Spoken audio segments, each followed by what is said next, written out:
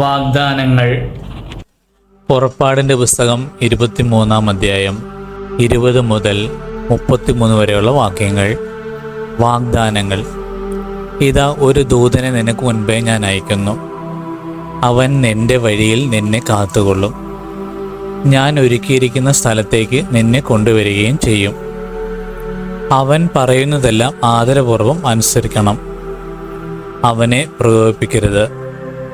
എൻ്റെ നാമം അവനിലുള്ളത് നിമിത്തം നിന്റെ അതിക്രമങ്ങൾ അവൻ ക്ഷമിക്കുകയില്ല. അവൻ്റെ വാക്കു കേൾക്കുകയും ഞാൻ പറയുന്നതെല്ലാം അനുസരിക്കുകയും ചെയ്യുമെങ്കിൽ നിന്റെ ശത്രുക്കൾക്ക് ഞാൻ ശത്രുവായിരിക്കും, നിന്റെ എതിരാളികൾക്ക് ഞാൻ എതിരാളിയുമായിരിക്കും. എൻ്റെ ദൂതൻ നിനക്ക് മുൻപേ പോയി നിന്നെ അമോര്യർ, ഹിത്യർ, പെരിസ്യർ, കനാന്യർ, ഹിവ്യർ, ജെബൂസർ എന്നിവരുടെ ഇടയിലേക്ക് നയിക്കും. അപ്പോൾ ഞാൻ അവരെ നിശ്ശേഷം നശിപ്പിക്കും. നീ അവരുടെ ദേവന്മാരെ കുമ്പിടുകയോ ആരാധിക്കുകയോ ചെയ്യരുത്. അവരുടെ ആചാരങ്ങൾ അനുകരിക്കരുത്. അവരുടെ ദേവന്മാരെ നശിപ്പിക്കുകയും ആരാധനാ സ്തംഭങ്ങൾ തറക്കുകയും ചെയ്യണം. നിങ്ങളുടെ ദൈവമായ കർത്താവിനെ നിങ്ങൾ ആരാധിക്കണം. അപ്പോൾ ഞാൻ നിങ്ങളുടെ ഭക്ഷ്യവും പാനീയവും ആശീർവദിക്കും. നിങ്ങളുടെ ഇടയിൽ നിന്നു രോഗം നിർമ്മാർജ്ജനം ചെയ്യും. ഗർഭചിത്രമോ വന്ധ്യതയോ നാട്ടിൽ ഉണ്ടാവുകയില്ല. നിനക്ക് ഞാൻ ദീർഘായുസ് തരും. നീ ചെന്നെത്തും മുൻപ് നിനക്ക് ഏറ്റുമുട്ടേണ്ടി വരുന്ന ജനങ്ങൾ എന്നെ ഭയപ്പെടുത്തുന്നതിന് ഞാൻ ഇടയാക്കും. അവരിൽ സംഭ്രമം ജനിപ്പിക്കും.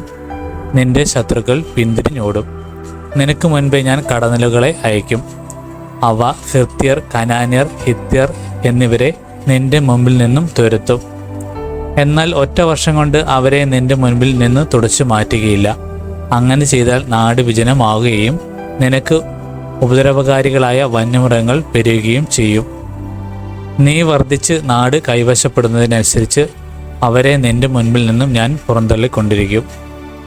നിന്റെ അതിർത്തികൾ ചെങ്കടൽ മുതൽ ഫിലിസ്ത്യാർ കടൽ വരെയും മരുഭൂമി മുതൽ യൂഫ്രട്ടീസ് നദിക്കരയുമായി ഞാൻ നിശ്ചയിക്കും. തദ്ദേശവാസികളെ ഞാൻ നിന്റെ കയ്യിലേൽപ്പിക്കും. നീ അവരെ നിന്റെ മുൻപിൽ നിന്നും തുരത്തണം. അവരോടോ അവരുടെ ദേവന്മാരോടോ നീ ഉടമ്പടി ചെയ്യരുത്. അവർ നിന്റെ നാട്ടിൽ വസിച്ചുകൂടാ. വസിച്ചാൽ എനിക്കെതിരായി പാപം ചെയ്യാൻ അവർ നിന്നെ പ്രേരിപ്പിക്കും. നീ അവരുടെ ദേവന്മാരെ ആരാധിച്ചാൽ അത് നിനക്കൊരു കെണിയായിരിക്കുകയും ചെയ്യും.